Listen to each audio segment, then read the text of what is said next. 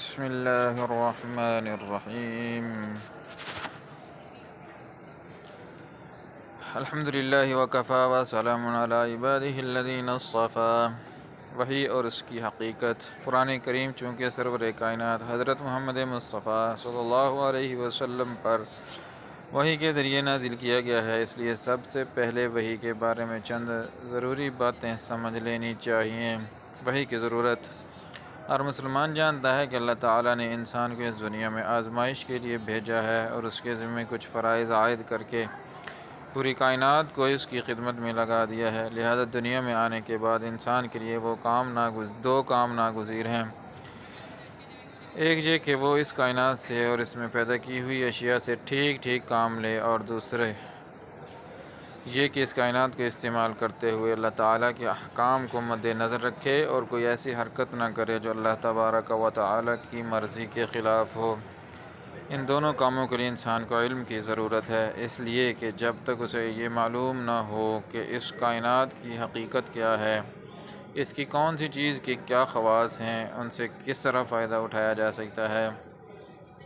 اس وقت تک وہ دنیا کی کوئی بھی چیز اپنے فائدے کے لیے استعمال نہیں کر سکتا۔ نیز جب تک اسے یہ معلوم نہ ہو کہ اللہ تعالیٰ کی مرضی کیا ہے،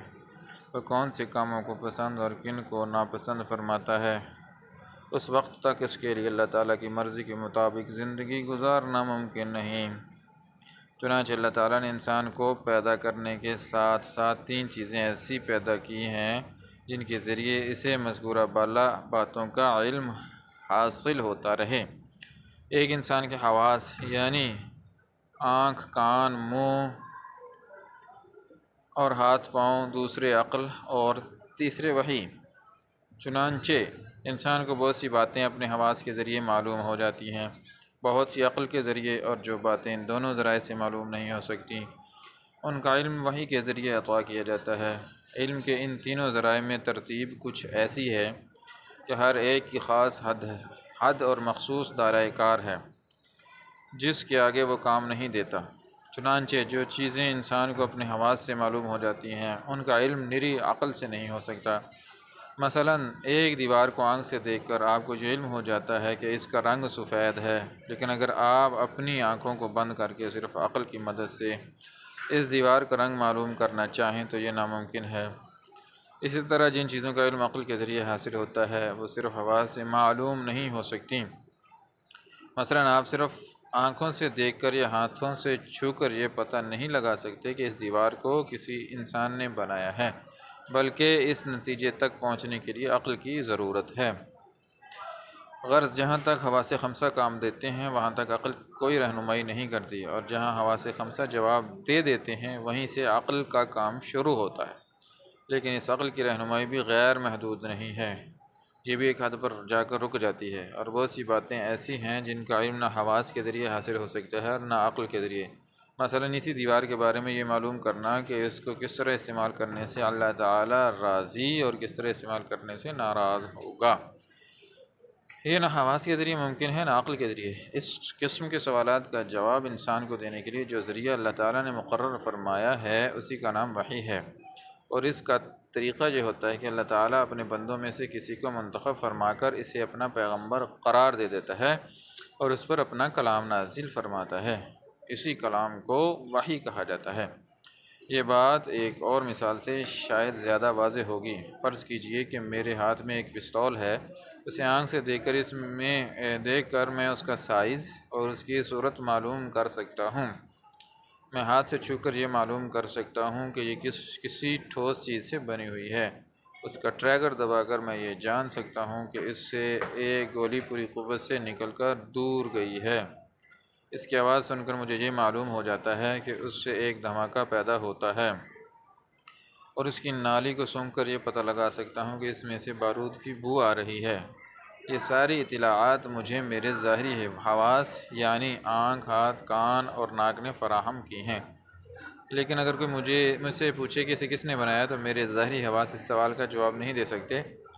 اس موقع پر میں عقل سے سوچتا ہوں تو عقل مجھے یہ بتاتی ہے کہ یہ پستول جس انداز سے بنا ہوا ہے وہ خود بخود وجود میں نہیں آ سکتا، یقیناً کسی کاریگر نے اسے بنایا ہے، وہ کاریگر نہ میری آنکھوں سے نظر آ رہا ہے اور نہ میرے کان اس کی آواز سن رہے ہیں، مگر اپنی عقل کے ذریعے مجھے یہ علم حاصل ہو گیا ہے کہ اسے کسی کاریگر انسان نے بنایا ہے۔ اب ایک اور سوال یہ پیدا ہوتا ہے کہ اس ہتھیار کا کون سا استعمال جائز اور کون سا ناجائز ہے؟ اس سوال کے جواب میں بھی میری عقل ایک حد تک میری مدد کر سکتی ہے۔ میں عقل سے سوچ سکتا ہوں کہ اس ہتھیار کے ذریعے کسی بے گناہ کو قتل کرنا بہت برا کام ہے، جس کی اجازت نہیں ہونی چاہیے۔ لیکن پھر سوال پیدا ہوتا ہے کہ کس کو بے گناہ کہا جائے اور کس کو مجرم، اور کون سا جرم ایسا ہے جس کی سزا میں اس پستول کو استعمال کر کے کسی کو قتل کیا جا سکتا ہے۔ یہ ایسے سوالات ہیں جن پر اگر میں صرف عقل کی بنیاد پر غور کروں تو عقل مجھے الجھن میں ڈال دیتی ہے۔ مثلاً اگر ایک قاتل میرے سامنے ہے جس نے کسی بے گناہ کی جان لی، اس کے بارے میں عقل سے سوچتا ہوں تو کبھی عقل یہ کہتی ہے کہ اس قاتل نے ایک جیتے جاگتے انسان کو موت کی نیند سلا دیا، اس کی بیوی کو بیوگی کا زخم لگایا، بچوں کو بلا وجہ یتیم بنا کر انہیں باپ کی شفقت سے محروم کیا، اس لیے یہ مجرم اس لائق ہے کہ اسے بھی موت کے گھاٹ اتار کر دوسروں کے لیے عبرت کا سامان بنا دیا جائے۔ لیکن دوسری طرف وہی عقل ایک دوسری دلیل دیتی ہے کہ وہ کہتی ہے جس مقتول کو مرنا تھا وہ تو مر گیا، قاتل کو قتل کرنے سے نہ وہ واپس آ سکتا ہے، نہ اس کی بیوی بچوں کو ان کا محبوب مل سکتا ہے۔ اس کے بجائے اگر اس قاتل کو بھی قتل کیا جائے گا تو اس کے وہ بیوی بچے مصائب کا شکار ہوں گے جن کا کوئی جرم نہیں ہے۔ یہ دونوں دلیلیں عقل ہی کے سہارے وجود میں آئی ہیں، اس لیے نجی عقل کے بھروسے پر کوئی ایسا فیصلہ کرنا مشکل ہو رہا ہے جس پر سب کی عقل مطمئن ہو جائے۔ یہ وہ موقع ہے جہاں نہ میرے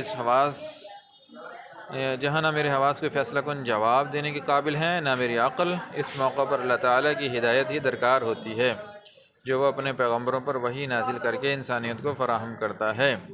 اس سے واضح ہو گیا کہ وحی انسان کے لیے وہ اعلیٰ ترین ذریعہ علم ہے جو اسے اس کی زندگی سے متعلق ان سوالات کا جواب مہیا کرتا ہے جو عقل اور حواس کے ذریعے حل نہیں ہو سکتے، لیکن ان کا علم حاصل کرنا اس کے لیے ضروری ہے۔ اس سے یہ بھی واضح ہو جاتا ہے کہ صرف عقل اور مشاہدہ انسان کی رہنمائی کے لیے کافی نہیں، بلکہ اس کی ہدایت کے لیے وحی الہی ایک ناگزیر ضرورت ہے۔ اور چونکہ بنیادی طور پر وحی کی ضرورت پیش ہی اس جگہ آتی ہے جہاں عقل کام نہیں دیتی، اس لیے یہ ضروری نہیں ہے کہ وحی کی ہر بات کا ادراک عقل سے ہو ہی جائے، بلکہ جس طرح کسی چیز کا رنگ معلوم کرنا عقل کا کام نہیں بلکہ حواس کا کام ہے، اس طرح بہت سے دینی عقائد کا علم عطا کرنا بھی عقل کے بجائے وحی کا منصب ہے،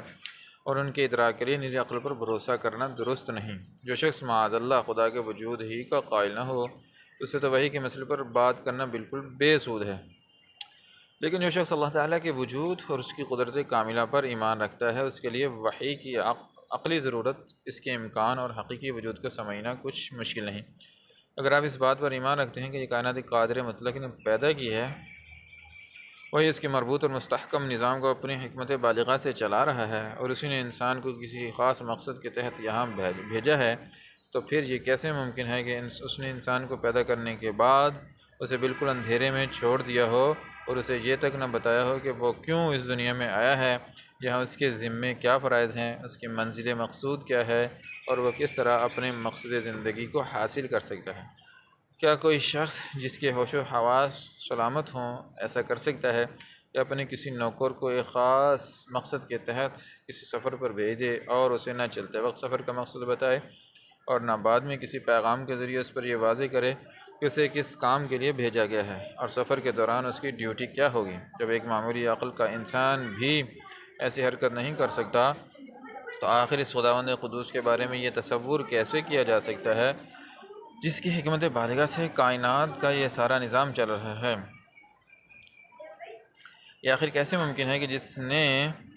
جس ذات نے چاند، سورج، آسمان، زمین، ستاروں اور سیاروں کا ایسا محیر العقول نظام پیدا کیا ہو، وہ اپنے بندوں تک پیغام رسانی کا کوئی ایسا انتظام بھی نہ کر سکے جس کے ذریعے انسانوں کو ان کے مقصد زندگی سے متعلق ہدایات دی جا سکیں؟ اگر اللہ تعالیٰ کی حکمت بالغہ پر ایمان ہے تو پھر یہ بھی ماننا پڑے گا کہ اس نے اپنے بندوں کو اندھیرے میں نہیں چھوڑا،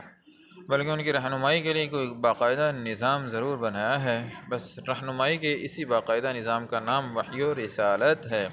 اس سے صاف واضح ہو جاتا ہے کہ وحی محض ایک دینی اعتقاد ہی نہیں بلکہ ایک عقلی ضرورت ہے جس کا انکار در حقیقت اللہ تعالیٰ کی حکمت بالغہ کا انکار ہے۔ جب ہی اللہ تعالیٰ نے ان ہزاروں پیغمبروں پر نازل فرمائی جنہوں نے اپنے اپنے زمانے میں لوگوں کی ہدایت کا سامان کیا، یہاں تک کہ حضور اقدس صلی اللہ علیہ وسلم پر قرآن کریم قیامت تک آنے والے انسانوں کی رہنمائی کے لیے نازل فرمایا گیا،